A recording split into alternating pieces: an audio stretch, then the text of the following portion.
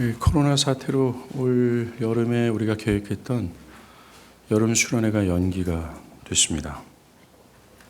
저희 교회의 여름 수련회는 우리 교회를 각성케 하고 깨우는 굉장한 은혜의 수단이었는데 이것을 하지 못하게 되었죠. 이런 상황에 우리가 있어요. 그래서 아쉬움이 있습니다. 그럼 무엇보다 우리의 영혼을 깨우기를 바라는 우리의 열망이 또한 우리 가운데 있습니다. 그래서 오늘과 다음 주일에 걸쳐서 이 수련회를 위해서 준비한 말씀을 전하도록 하겠습니다. 오늘은 여러분들에게 우리의 영혼이 정화되어지고 개혁되어져야 된다는 화두를 좀 던지는 말씀을 드리도록 할 거예요. 함께 말씀을 보도록 하겠습니다. 자, 예수님께서 유월초를 맞이했습니다. 그리고 예루살렘에 올라가셨죠. 근데 그때 예루살렘 성전 안에 어처구니 없는 일이 벌어집니다. 하나님을 예배할 성전이 장사꾼들의 소굴이 된 것입니다. 여기서 말하는 성전은 이 제사를 집례하는 성전의 안쪽을 뜻하는 것이 아니라 성전의 바깥들, 즉 이방인의 뜰을 가리키는 겁니다. 본래 성전은 유대인뿐만이 아니라 세계 만민이 기도하는 집이라고 하는 것이 하나님의 뜻이었어요. 성전은 유대인뿐만 아니라 이방인들도 어떤 민족도 차별 없이 온 세상의 하나님이신 여호와를 예배하는 것이 이 성전을 향한 하나님의 본연의 뜻이었다라는 거죠. 이 열왕기상 8장 41절에도 솔로몬이 이렇게 말합니다. 또 주의 백성 이스라엘에게 속하지 아니하는 자, 그 주의 이름을 위하여 먼 지방에서 온 이방인이라도 그들이 주의 크신 이름과 주의 능하신 손과 주의 펴신 팔의 소문을 듣고 와서 이 성전을 향하여 기도하거든 주는 계신 곳 하늘에서 들으시고 이방인이 주께서 부르짖는 대로 이루사 땅의 만민이 주의 이름을 알고 주의 백성 이스라엘처럼 경외하게 하시옵시며 라고 했어요. 선지자 이사야도 이 성전은 이방인과 유대인 어떤 차별 없이 여호와를 예배하는 장소임을 언급했습니다. 그런데 예수님 당시의 유대인들은 이방인들이 성전 안뜰로 들어가지 못하도록 울타리를 쳐놓고 이방인의 뜰에서만 예배하도록 만들었습니다. 로마로부터 무너진 유대민족의 자존심과 이방 세력으로부터 자신들을 지키고자 하는 유대인들의 지나친 국수주의로 인해 이방인들은 유대인들이 만든 울타리 밖에서 예배할 수밖에 없었습니다. 이것은 첫 성전을 건축한 솔로몬이 말한 의도에서 거스른 거예요. 유대인들은 하나님의 백성에 대한 정체성은 율법에 순종하는 것이다 라는 하나님의 본연의 뜻을 망각하고 그걸 트릭했죠. 자신들이 고안해낸 방법인 국수주의로 인해 하나님의 뜻을 함부로 왜곡하는 영적인 오만함을 보였어요. 자, 하나님께서 율법을 잘 순종하게 되면 정말 하나님 백성이라는 정체성을 자연스럽게 세워줄 수밖에 없는데 그들은 이것을 망각하고 그들 나름대로의 선한 의도를 가지고 뭔가 이방인들로부터 우리를 지키고자 하는 지나친 국수주의로 말미암아 성전의 본연의 뜻이 왜곡됐다라는 겁니다. 울타리를 만들어서 이방인의 뜰을 구별한 것도 문제지만 더 문제가 뭔지 아십니까? 그 이방인 뜰마저도 오늘 본문에 보면 자신들의 편의와 이익 창출을 위하여 장사꾼들의 소굴로 만들었다라는 거예요. 이방인이 예배할 수 있는 유일한 장소도 무력화시켰다라는 겁니다. 유대인들이 이렇게 한 이유가 있습니다. 첫 번째는 예배객에게 편의를 제공하기 위해서였어요. 오늘 본문에 나오는 소, 양, 비둘기는 모두 유월절에 예배객들이 가지고 와서 드려야 될 제물들입니다. 본래는 이 제물들을 집에서 잘 길러서 유월절에 예루살렘에까지 먼 거리를 이동하여 가지고 와 드렸어야 되는 겁니다. 그런데 이 불편함을 호소하기 위해서 유대인들은 가까운 곳에서 쉽게 구입할 수 있는 방안을 세운 거죠. 또 멀리서 짐승을 끌고 오다 보면 짐승이 병이 들고 흠이 날 수가 있어요. 원래 하나님께 드려야 될 제물은 완전하고 온전한 제물이 되어야 된단 말입니다. 그런데 오는 길에 병이 들고 또 흠이 생긴 제물을 바치려고 할 때 제사장들이 무락격 하게 되면 암담해지는 거죠. 그래서 성전에서 일하는 사람들이 보증해주는 온전한 짐승을 손쉽게 구입할 수 있는 유리함을 갖기 위해 이 방법을 고안해낸 겁니다. 여기에서 비리가 발생되는 거예요. 장사꾼들은 성전 관리자들과 결탁하고 때로는 뇌물을 주고 자신들이 판매하는 짐승만 온전한 거다라고 인정하도록, 그래서 예배객이 가져온 짐승은 흠이 있다고 평가하도록 했어요. 이것으로 양쪽 다 큰 이익을 거두게 되었죠. 그것 때문에 가난한 예배객들은 비싼 값의 짐승을 구입할 수 없게 됐습니다. 그리고 유대인들도 뻔히 이 사실을 알면서도 자신들의 편의와 이익 창출을 위해 이 악행을 이용했어요. 처음에 그런 건 아닙니다. 원래 처음에는 이 감람산 비탈길에 있는 기드론 골짜기에서 이 짐승들을 판매했어요. 이때에는 이 장사꾼들이 이방인의 뜰까지 밀고 들어온 겁니다. 정말로 하나님만 있고 하나님만이 높임을 받아야 될 성전이 자기중심적 편의와 이익 창출로 인해 하나님이 아닌 인간을 두고 하나님의 영광받는 것이 아니라 인간이 높임받는 현장이 되어버렸어요. 그것으로 인해 예배는 완전히 무력화된 겁니다. 또한 거기에 오늘 환전상이 있잖아요. 돈을 바꾸는 환전상. 이 유대인들의 명절이 되면요, 로마 전 제국에서 흩어져 살던 유대인들이 예루살렘으로 모여듭니다. 그리고 그들이 가졌던 이 동전, 주화는 상당히 다양했겠죠. 20세 이상의 모든 유대 남자들은 바쳐야 될 성전세가 있습니다. 그런데 이 성전세는 꼭 두로의 은하만 바칠 수 있었습니다. 그래서 환정산들은 예배객들이 가져온 이 다양한 주화를 일정 수수료를 떼고 두로의 은화로 바꾸어 줬어요. 여기에서도 성전 관리자들과 환정상들 간의 속임수와 비리가 난무했습니다. 이렇게 유대인들이 하나님의 뜻이 아니라 자신들의 국수주의를 앞세워서 만민이 하나님을 예배하도록 세운 성전에 이방인들의 뜰을 만들고 마치 성전은 유대인들만의 처소며 이방인들은 온 세상에 하나님을 예배할 수 없는 자라고 선을 그어버린 거예요. 특별히 여러분들 유월절이 뭡니까? 그리스도의 대속을 가장 극명하게 드러나는 예표요 제사 아니었습니까? 이 그리스도의 대속을 예표하는 이 유월절 예배에서 이방인들을 제외시켜 버렸습니다. 그들의 이런 만행은 하나님의 핵심적인 계시라고 할 수 있는 아브라함의 언약을 묵살한 거나 마찬가지예요. 여러분들, 성경 전체가 말하고자 하는 가장 하나님께서 우리에게 말하고자 하는 계시, 그 핵심이 뭡니까? 아브라함의 언약 아니에요? 이방인이든 유대인이든 차별 없이 오직 그리스도를 믿음으로 하나님의 백성이 된다는 이 하나님의 역사적 계시를 그들은 왜곡한 거예요. 만민이 기도하는 집이라고 불리는 성전 예배는 어떤 혈통으로든지 어떤 민족이든지 회개하여 하나님을 나의 하나님으로 믿는다면 누구든지 차별 없이 구원을 얻는다라고 하는 이 아브라함의 언약, 성경 전체가 말하고자 하는 핵심적인 계시가 가시화된 거였어요. 그런데 이방인들은 하나님의 뜻을 묵살하고 국수주의 같은 그런 말도 안 되는 것을 가지고 이 성전을 향한 하나님의 계시를 왜곡하고 뒤틀어지게 한 겁니다. 자신들의 편의와 유익 창출을 위하여 이 성전을 향한 하나님의 계시를 묵살해버린 거예요. 야, 정말 아브라함을 통해서 약속하신 것 있잖아요. 이방인이든 유대인이든 어떤 자든 상관없이 하나님을 나의 하나님으로 믿는다면 그분을 하나님의 백성으로 삼으시는 하나님의 긍휼과 인자가 풍성하신 그 하나님의 선하심을 지네들의 욕심으로 묵살해버린 거예요.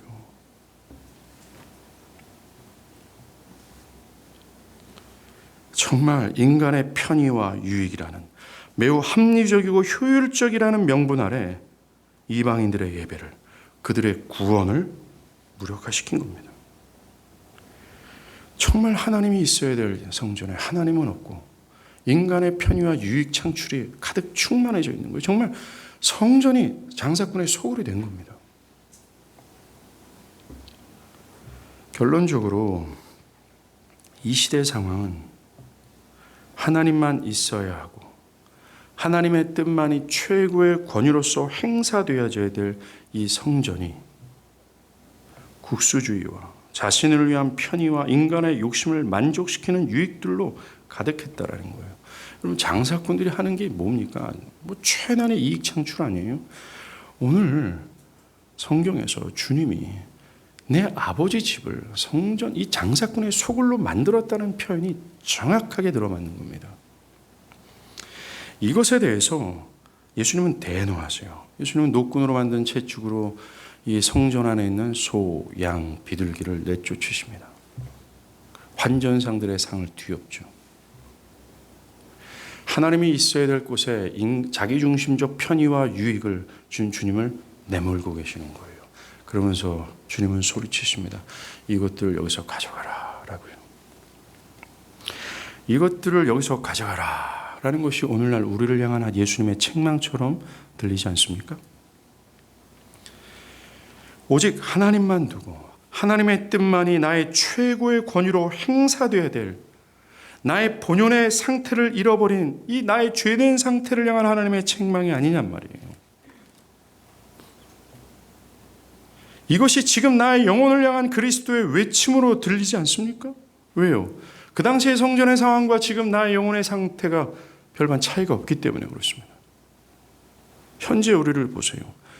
바울은 고린도전서 3장 16절에서 우리 자신이 하나님이 거하시는 성전이라고 하는 것처럼 오직 내 중심에는 하나님만 있어야 되고 정말 하나님의 뜻만이 최고의 권위로 행사되어야 될 이 성전된 나의 상태를 한번 보십시오. 과연 성전의 본연의 영광을 가지고 있습니까? 그 성전다운 아름다움을 내가 과연 지니고 있냐라는 거예요. 아니면 예루살렘의 성전의 모습처럼 이 창출에 정신없는 장사꾼들의 소굴이 되어 있지 않을까라는 거예요. 유대인들이 국수주의로 인해 하나님의 뜻을 왜곡한 것처럼 나도 하나님의 뜻에 온전히 복종하는 것이 아니라 자기 나름대로 선한 것을 창출해내고자 하는 자기 견해와 자기 정신으로 말미암아 하나님의 뜻이 우리 심령 가운데 왜곡되어지는 거죠. 이 유대인들이 비리와 속임수로 은근히 편의와 유익이라는 효율적이고 합리적인 명분을 내세워서 이 자기중심적 자기의 영광을 구현했던 것처럼 하나님의 영광을 치워버리고 혹시 나 자신도 그렇지 않아요? 하나님의 뜻은 왜곡되어지고 은근히 속임수와 비리가 충만하여져서 자기를 기만하고 자기를 위선함으로 하나님은 없고 내가 나의 중심을 차지하고 나의 삶은 오직 내 유익과 이익 창출에만 여념이 없고 정신이 없는 그런 상태가 있지는 않습니까? 나의 실제 삶에서 하나님의 뜻이 최고의 권위로 행사되어서 아무리 좋은 결과와 좋은 것이 있다 할지라도 그것을 주님처럼 능히 거절하고 하나님의 뜻을 쫓는 그 하나님의 뜻이 환난과 핍박이 기다린 것이더라 할지라도 그 하나님의 뜻에 복종하고자 하는 열의와 열망이 살아있는 성전의 상태냐 이겁니다. 과연 성전된 나의 상태가 어때요? 하나님을 높이고 있습니까? 아니면 나 자신을 높이고 있나요? 유대인들을 한번 생각해 봅시다. 사실 그들이 처음부터 이런 파행을 저지르려고 하는 의도는 없었습니다. 처음엔 이 외세의 끊임없는 침탈, 얼마나 많은 제국들이 이 이스라엘 땅을 유린했어요. 반복적인 이 침탈로 인해 유대인의 민족성과 신앙에 희석되기 시작했어요. 이것을 막고자 했던 겁니다. 로마 제국의 거대한 침탈은 그들로 하여금 이방인들과 자신들을 분리해야 된다라는 투철한 종교성과 민족성을 강화시켰을 것이 분명해요. 그런데 그런 위기 가운데 그들이 택해야 될 것은 본래 하나님께서 명령한 뜻 뭐예요? 율법에 순종함으로 이방인들과 구별된 삶을 살았으면 되는 것이죠. 그것이 그들과 뚜렷하게 구별되는 자기 정체성, 그 거룩한 하나님의 백성이 될 수 있는 가장 확실한 길이었어요. 그런데 그것에 대해서는 이들이 염두에 두지 않았습니다. 그들은 그냥 선한 의도를 가지고 뭔가 종교성을 지키자, 우리의 민족성을 지키자라는 선한 의도로 만민을 위한 성전에 이방인들의 뜰을 만들고 선을 그었어요. 처음엔 나름대로 선한 의도로 시작했지만 그 시작이 하나님의 말씀에 따라 한 것이 아니었기에 그들 나름대로의 선한 뜻으로 시작한 그것은 결국에는 뭡니까? 파행을 저지르게 된 겁니다. 그리고 처음부터 그들은 이방인의 뜰에서 짐승을 팔지 않았잖아요. 처음에는 성전 멀리 떨어져 있는 기드론 골짜기에서 예배계의 편의를 위해 짐승을 판매했어요. 무엇인가 선을 베푸고자 하는 명분으로 하나님의 뜻을 조금 뒤틀린 겁니다. 처음엔 나름대로 잘해보고자 했던 의도로 하나님의 뜻을 정말 왜곡했지만 그 결과는 성전 본연의 영광을 잃어버리는 엄청난 악이 되어버렸다라는 거예요. 자기 나름대로 작고 별것 아닌 것 같은 불순종이 결국에는 이 하나님의 위대한 계시, 성경 전체가 말하는 아브라함의 계시, 언약을 묵살해버리는 일이 됐죠. 그렇습니다. 하나님의 뜻이 최고의 권위로서 행사되지 않는다면, 그 하나님의 뜻이 최고의 권위가 행사되어서 그 뜻을 따라하지 않는다면 사람들 나름대로 의욕과 생각으로서의 선을 이루고자 할 때 하나님의 뜻은 뒤틀려지고 결국에 가서는 그것이 하나님이 아니라 인간의 편의와 유익이라는 자기중심성으로 흐를 수밖에 없다라는 것을 여기서 알 수 있다라는 거예요. 처음엔 나름대로 하나님을 위해서 한다고 나름대로 어떤 선을 베푼다고 얘기했지만 일을 착수했지만 그것이 하나님의 뜻과 무관한 것, 아니면 하나님의 뜻을 조금이라도 벗어났다면 결국 그것은 하나님의 영광은 온데간데 없어지고 결국 인간의 편의와 이익 창출의 흐름 속으로 빠질 수밖에 없다라는 겁니다. 처음에는 꽤 괜찮은 생각인 것 같고 효율적이고 합리적인 대안인 것처럼 보여도 그것이 하나님의 뜻에서 조금 벗어난 것이라면 나중에 가서는 하나님의 뜻에서 완전히 벗어나는 파행이 될 수 있다는 겁니다. 여러분들, 하나님 중심과 인간 중심을 인간 중심 이 두 가지는 어느 정도 타협할 수 있는 사안들이 결코 아니에요. 인간은 이 두 가지 사안에 대해서요, 둘 중 하나만 선택할 수 있습니다. 여러분들이 하나님 중심인지, 여러분들이 아니면 인간 중심인지라는 거예요. 이것이 조화 있게 우리 내면에 결코 균형 있게 있을 수가 없습니다. 하나님의 뜻이 최고의 권위로서 행사되지 않는다면 인간의 죄성은 철저히 자기중심적 편의와 유익 쪽으로 흐를 수밖에 없어요. 그 결과 하나님의 영광은 온데간데 없어지게 됩니다. 하나님의 말씀이 나의 견해와 정신, 일상의 삶에서 최고의 권위로서 크고 작은 것을 장악하지 않는다면 결국 그는 자연스럽게 내 생각대로, 내 견해대로, 내 유익에 맞춰, 내 편의에 맞춰 살고 신앙하게 될 수밖에 없다라는 거예요. 나름대로 조심스럽게 그리고 선한 결과를 도출해내고자 한다 해도 하나님의 말씀에서 조금 벗어났다면 결국 나의 유익과 영광을 추구하는 식이 되어버린 겁니다. 모든 것이 그래요. 우리가 드리는 예배도 마찬가지입니다. 우리가 하고 있는 사업과 직장도 여러분의 중심에 하나님의 뜻이 최고의 권위로 행사되지 않는다면, 그리고 철저히 하나님의 뜻을 쫓아 하나님만 두고 하나님을 영화롭게 하고자 하는 깨어있는 상태가 되어 있지 않는다면 여러분 자연스럽게 이 유대인들이 파행을 저지른 것과 똑같은 흐름으로 갈 수밖에 없어요. 여러분들은 여전히 자기 견해가 진리가 되어서 자기 유익과 편의를 따라 신앙하고 살게 될 것이 뻔하다라는 겁니다. 자녀를 양육한다고 생각해 봅시다. 철저히 이 자녀를 하나님의 뜻, 하나님의 말씀에 따라 양육하는 것이 아니라 부모 나름대로 선한 마음을 가지고 양육한다고 한다면 머지않아 그에겐 하나님의 영광이 사라지고 부모의 욕심과 자녀의 타락이 그 자리를 대신하게 될 거예요. 결혼도 마찬가지입니다. 하나님의 말씀이 최고의 권위로서 행사되지 않고 나름대로의 생각하고 결정한 결혼은, 예를 들어서 굳이 믿는 자와 결혼하지 않아도 불신자와 결혼할 경우 이 불신자가 나 때문에 그리스도를 믿게 되지 않겠냐라는 거예요. 또 굳이 그리스도의 가정을 꼭 돼야 되냐? 그냥 나름대로 우리가 행복한 가정을 꾸미면 되는 것이 아니냐? 굉장히 어설프고 뭔가 흐리멍텅한 그런 생각으로 결정된 결혼은 결국 뭡니까? 그 가정이 그리스도의 권위로서 세워지는 가정이 아니라 장사꾼의 소굴이 될 것이 뻔하다라는 거예요.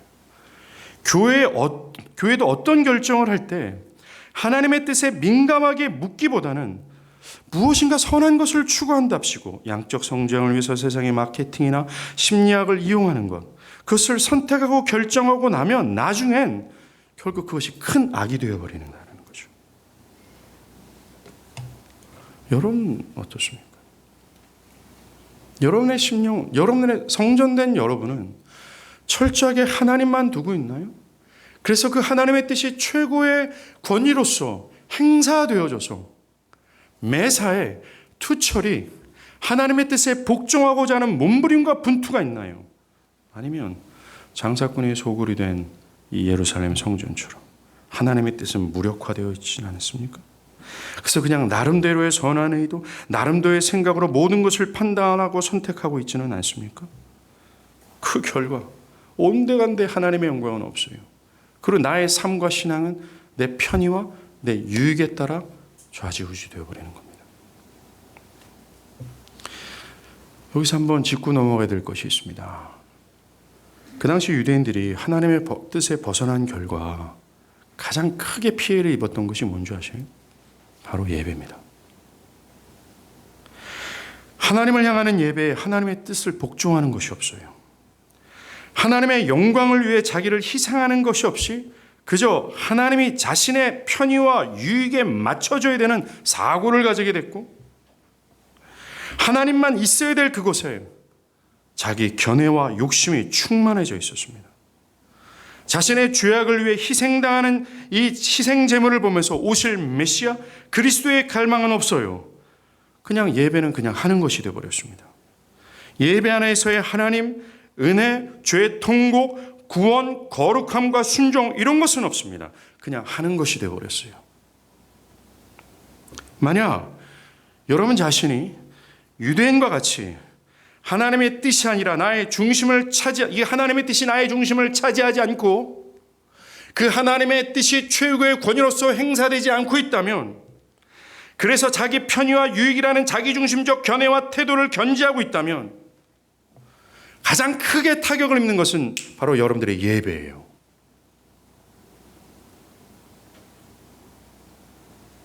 우리가 드리는 이 공적 예배, 주일 예배가 분명히 맞습니다. 예배는 그 사람이 하나님의 중심으로 살아가기 위한 최고의 순종입니다. 여러분, 우리가 십계명에서 거론한 것처럼 철저히 하나님은 하나님의 백성이 지금 여기서 거론한 것처럼 하나님만 두고 하나님의 뜻이 그들을 장악하고 거기서 온전히 복종하기를 원하세요.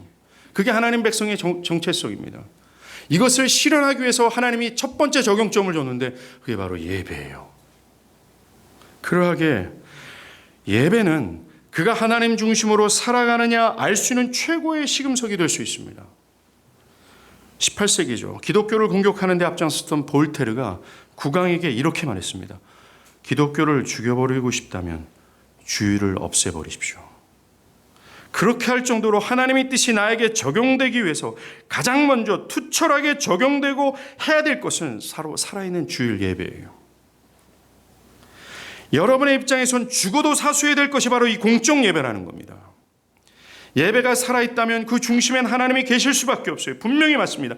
그리고 그 예배 가운데 하나님 무슨 일을 하실 것이고 우리를 변화시키실 것이고 우리에게 생명을 주실 것이고 그 결과 우리를 자라나게 하실 거예요. 예배는 단순히 이 설교자가 주는 어떤 정보를 듣는 시간이 아닙니다. 예배는 기독교의 어떤 형식적이고 의식화한 어떤 행사가 결코 아니에요. 예배는 하나님이 계신 것이고 하나님이 역동하는 것이고 하나님이 우리와 관계하는 것이고 우리 안에 일하시는 것입니다.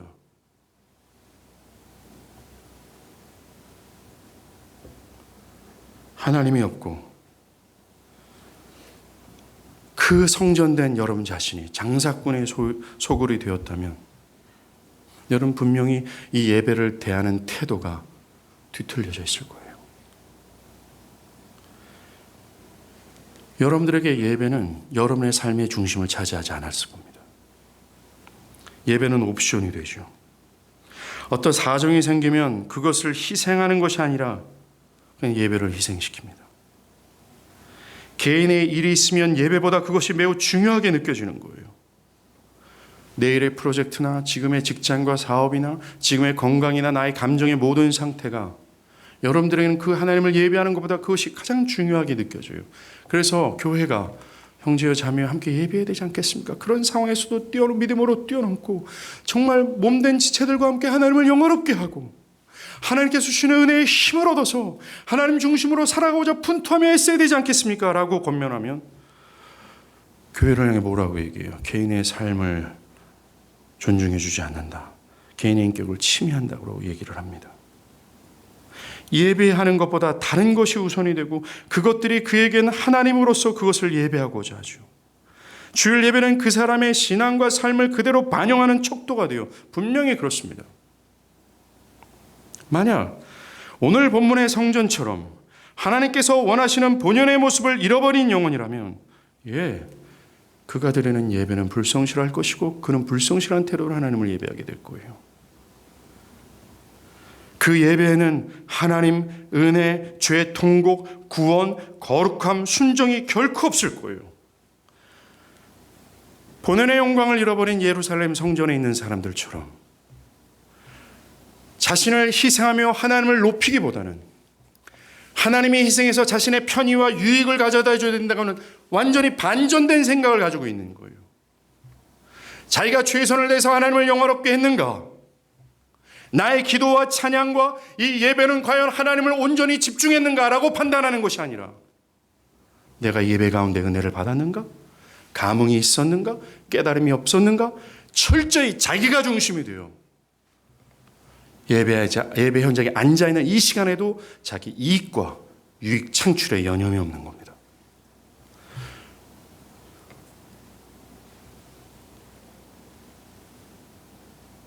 정말 예배가 하나님은 없고 자기만 있어요.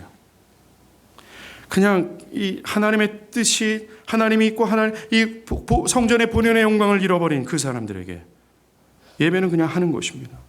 억지가 되어버리고 기쁨이 되지 못해요. 그리스도의 한 몸된 지체들과 하나를 이루어 하나님을 영화롭게 하는 그런 감격과 그것에 대한 끌림과 그것에 대한 사랑스러움과 기쁨이 없어요. 여러분들은 어떠냐 이거예요. 여러분들은 성전된 여러분들의 본연의 영광을 가지고 있습니까?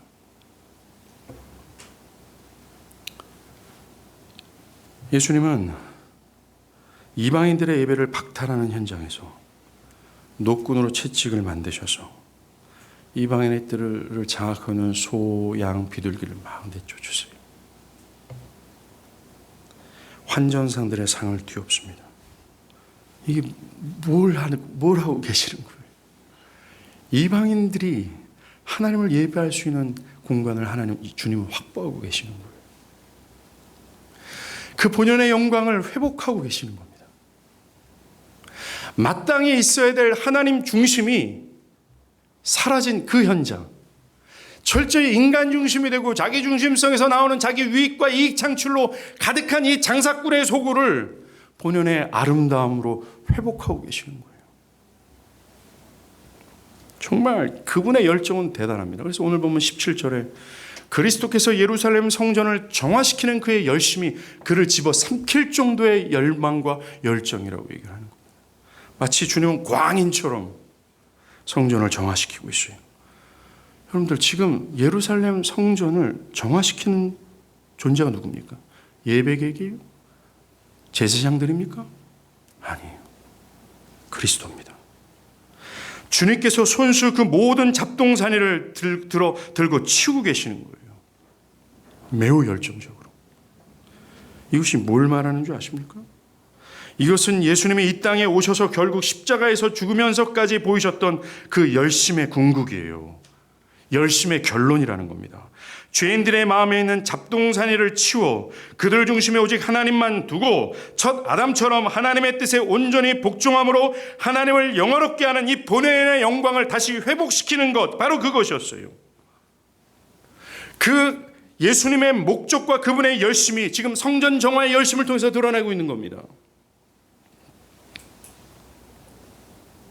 이 성전 정화를 주님이 하신다는 것은, 다른 존재가 아니라 주님 개인이 하신다는 것은 이것과 마찬가지죠. 우리의 영혼을 개혁시키는 분이 바로 그리스도라는 겁니다. 여러분의 잃어버린 그 본연의, 성전된 본연의 영광을 회복하고 여러분 안에 있는 모든 잡동사니를 다 치워버리고 하나님만 두고 하나님만을 영화롭게 하는 그 영혼의 상태로 개혁시키고 변화시킬 수 있는 분이 바로 그리스도라는 거예요. 우리를 개혁하시는 방법을 예수님 어떤 것을 택했는 줄 아십니까? 바로 스스로 죽는 것을 택했어요. 오늘 예수님의 이 물리적인 행동이요, 굉장히 난폭하거나 어떤 막 과격한 것이 결코 아니었습니다.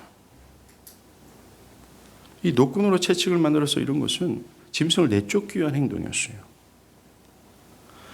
그의 어떤 행동이 폭동이 발생할 만큼의 이 난폭함이 없었다라는 겁니다. 만약에 그리스도의 어떤 이 모습이 굉장히 난폭하고 폭동이 일어날 만한 어떤 조짐이 보였다면 이 예루살렘 성전에서 떨어져 있던 로마 이 정부군들이 분명히 어떤 조치를 취했을 것이 맞아요.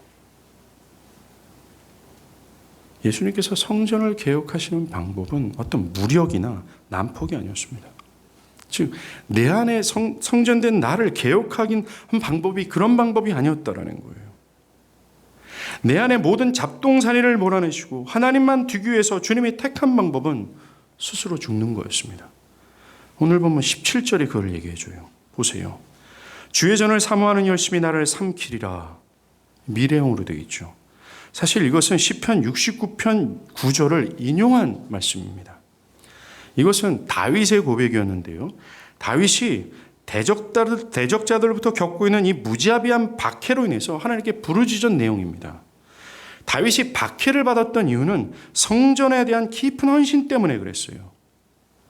다윗이 주의 집을 사모하는 나의 열정이 나를 집어 삼키고 있습니다. 라는 것. 요한은 이 다윗의 후손으로 오실 그리스도 예수를 예표한 인물이라는 것을 알았어요. 그래서 다윗이 성전을 향한 열심으로 인해 박해를 받은 것처럼 그가 예표하는 예수의 삶에도 이러한 똑같은 일이 앞으로 발생할 것이라고 말하고 있는 겁니다. 여러분들, 시편 69편 9절은 현재형으로 집어삼키고 있다라고 말하고 있지만 오늘 보면 17절은 미래형으로 기록되고 있어요. 뭡니까? 주의 전을 사모하는 열심이 나를 삼킬 것이다라고요. 즉, 예수의 삶에서 이러한 일이 벌어지게 될 거라고 요한복음 2장은 예언적으로 말하고 있는 겁니다. 예수의 분노와 채찍질은 본연의 영광을 회복하고자 하는 성전을 향한 하나님의 그의 열심을 증명한 거예요. 성전된 우리의 영혼을 정화하고 오직 하나님만 두고 회복하고자 하는 그분의 열심이라는 겁니다. 그것 때문에 예수도 다윗처럼 집어삼킴을 당하게 될 거다라고 얘기해요. 집어삼킴을 당하게 될 거다. 그의 죽음을 얘기한 겁니다. 즉, 그리스도께서 이 땅에 오셔서 결국 십자가에서 죽으면서까지 하셨던 최종적인 그분의 뜻, 그렇게 모든 영광을 다 버리면서까지 열렬하게 열심을 드러냈던 그 궁극이 우리의 영혼의 정화였다라는 거예요. 성전의 본연의 영광을 회복하기 위한 그 하나님의 열심이었다라는 겁니다. 그것 때문에 예수가 죽임을 당한다고 해요. 그 열심 때문에 예수가 집어삼킴을 당할 것이다라고 말하고 있는 겁니다.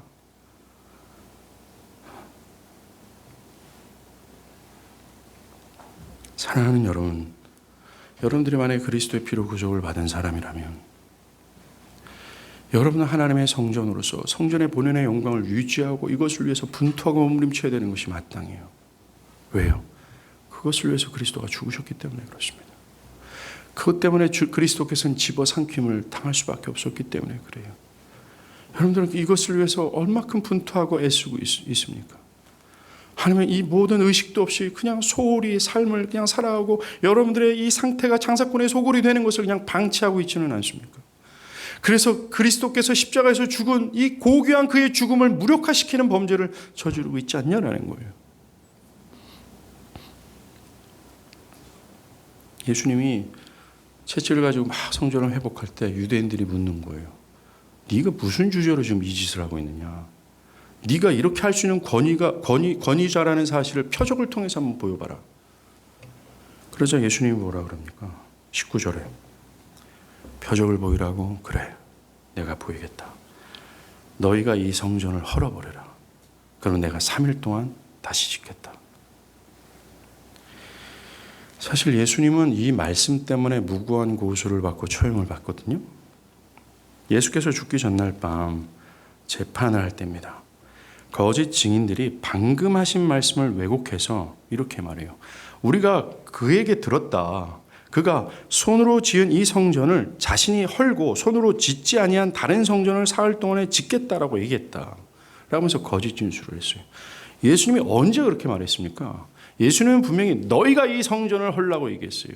근데 거짓 증언자들은 예수 지가 헌다고 얘기했다라고 얘기한 거예요.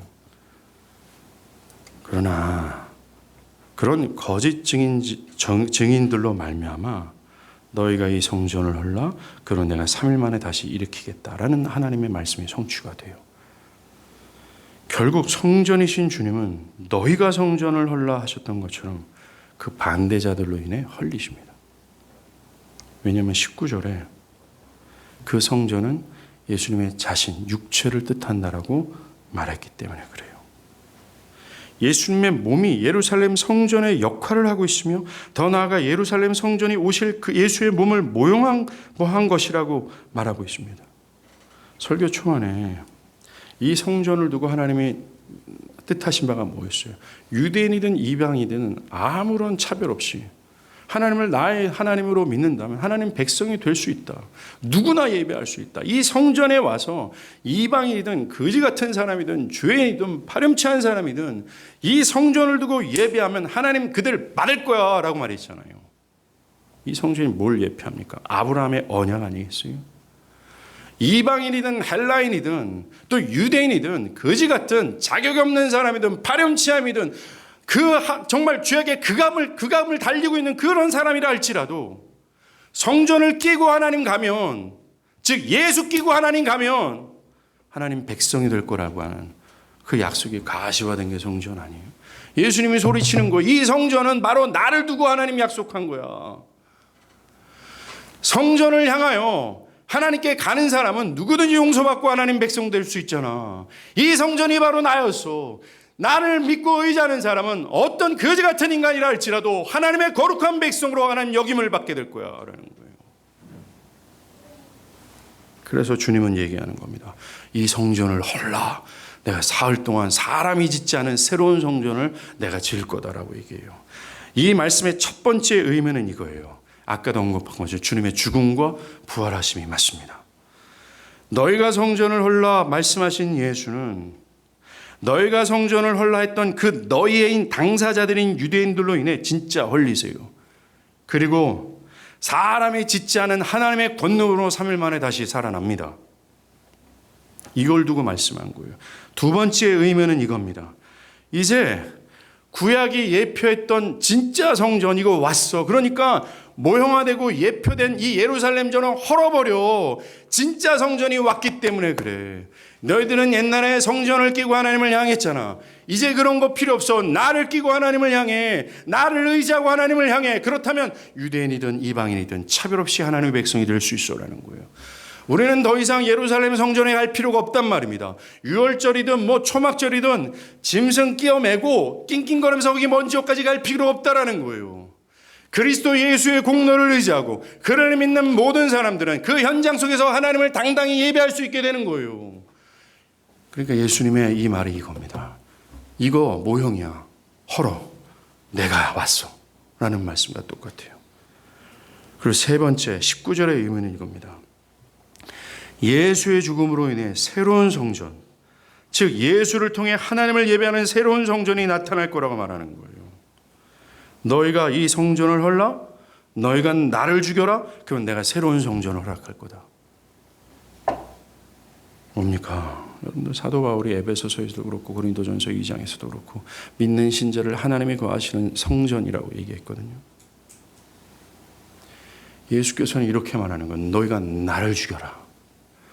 그러면 너희 안에 성령이 거하시는 전이 생길 거라고 얘기하는 겁니다. 예수께서는 우리 안에 있는 모든 잡동사니들 있잖아요. 하나님의 뜻을 왜곡하고 자기 편의와 자기 유익 창출이라고 하는 철저히 내가 하나님이 되었던 옛 자아를 산산히 다 치우시고 우리 안에 하나님을 두고 하나님의 말씀이 최고의 권위가 행사되도록 우리를 변화시키는 거예요. 바울은 고린도전서 3장 16절에 너희는 너희가 하나님의 성전인 것을 알지 못하느냐 했던 것처럼 그를 믿는 자들이 하나님의 성령이 거하시는 전이 되게 하셨더라는 거예요. 그래서 예수의 죽음으로 인해 옛 교만과 자기중심성이 사라지고 하나님만을 두고 있는 성전된 자가 되게 하시는 거죠. 예수가 헐리신 최종의 목적이 이거예요. 우리가 진짜 성전이 되는 겁니다. 신자는 이것의 부름을 받았어요. 사랑하는 여러분, 기독교가 말하는 구원이 있지 않습니까? 구원은 나의 유익 창출을 구원이라고 얘기하는 것이 아니에요. 즉 내가 지옥에 가지 않고 천국 가기 위해서 나의 영원한 미래를 보장받기 위해서 구원받는 게 아니에요. 여러분들이 지옥에 떨어지지 않고 영원토록 저 하늘나라 가는 것은 이 구원의 과정이지 결코 최종의 목적이 아니라는 겁니다. 여러분들이 구원으로 부름을 받은 최종의 목적은 진짜 성전되기 위한 거였어요. 하나님을 두고 하나님의 말씀에 복종하고 하나님을 영원롭게 하는 거 있잖아요. 나의 자신은 온데간데 없고 오직 하나님만 있는 그 성전 있잖아요.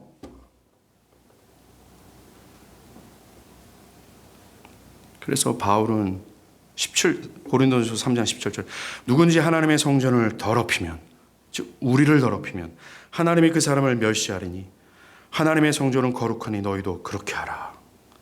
신자로서의 삶과 태도를 명령했습니다. 22절 한번 보세요. 22절에는요. 그리스도의 죽으심으로 말미암아 타락한 우리가 거룩한 성전, 그 성전의 본연의 영광으로서의 성전이 실제적으로 된다는 사실을 암시해 줍니다.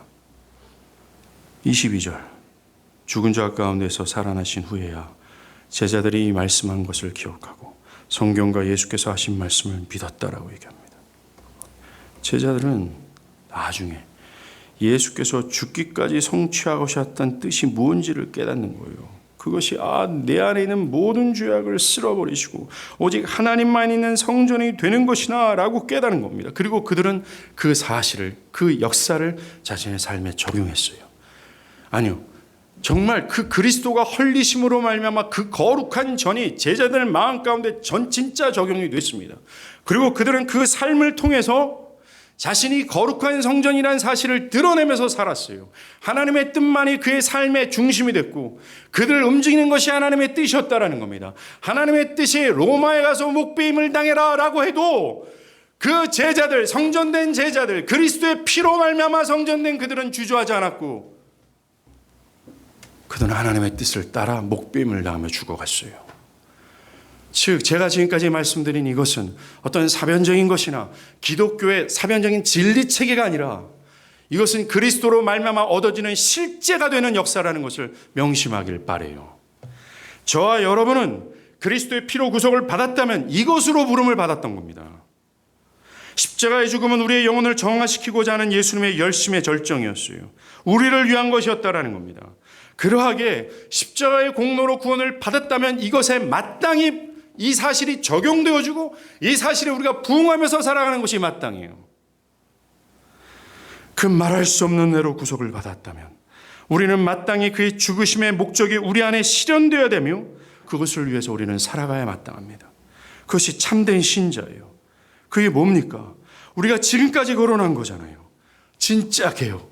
그리스도께서 노끈으로 채찍을 만드셔서 그걸 휘두르시며 본연의 성전의 영광을 회복하시는 것이 우리에게 적용되는 거죠.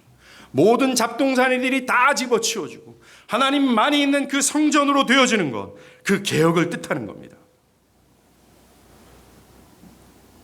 정말로 하나님의 뜻이 우리에게 최고가 되어서 어떤 것을 결정하고 선택할 때, 결혼이든 자녀든 직업이든 사업이든 뭐든지 간에 자기를 전적으로 복종하고 그 뜻을 따라가고자 하는 것, 그 뜻에 복종할 경우에 내다 보이는 것은 손해하고 목베임을 당할 것이 뻔히 보인다 할지라도 성전된 나, 하나님만 두고 있는 나, 그 거룩하신 하나님이 존존히 있는 나 자신이 그렇게 따라 살아가는 것, 이것이 신자예요. 오늘 이 말씀을 통해서 여러분들 개인을 한번 보세요. 나의 성전된 상태를 한번 바라보란 말입니다. 그런 참된 신자라면 가장 먼저 가시화되는 변화가 뭔지 아십니까? 바로 예배예요. 그 예배를 위해 여러분들은 목숨 다해 예배를 사수하는 삶으로 바뀌게 될 겁니다. 요즘처럼 모이기를 힘쓰기 힘든 시절일수록 코로나로 인해서 정부 어떤 정책이 내려왔잖아요. 정말 교회 모임이 폐해지고 있다는 겁니다. 교회 모임은 단순히 집단적 이익이나 어떤 사람들의 단순한 교제 차원이 아니에요. 교회의 모임은 신앙의 생명이 역사하는 장입니다. 생명이 태동되고 생명이 자라나고 하나님이 주신 이 양분이 공급되어져서 되어지는 것. 이 기독교 모임은 기독교의 근간이 돼요. 그러하게 하나님을 멀리하게 되는 마지막 때에는 모임이 패하는 일들이 증가될 거라고 성경은 경고하지 않았습니까?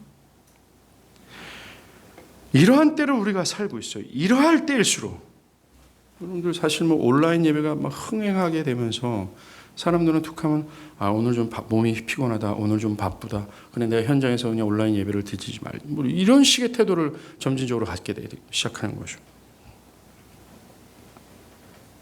이럴 때일수록 성전으로 부름받은 우리는 하나님을 예배하기를 목숨 다해 지켜내고 사모해야 되는 것이죠. 이제 여러분 결론적으로 한번 봅시다. 한번 솔직하게 봅시다. 예루살렘 성전의 장면이 그 장사꾼의 소굴이 나에게 있지는 않습니까?